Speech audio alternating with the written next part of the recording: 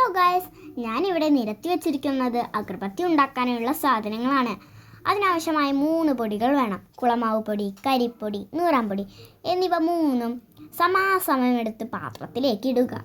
പാത്രത്തിലേക്ക് ഇട്ടതിന് ശേഷം കുറച്ചായി വെള്ളമൊഴിച്ച് ചപ്പാത്തി കുഴയ്ക്കുന്ന പോലെ കുഴച്ച് സോഫ്റ്റാക്കി എടുക്കുക.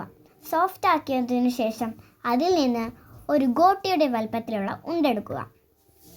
അതിനാവശ്യമായ സ്റ്റിക്കും എടുക്കുക.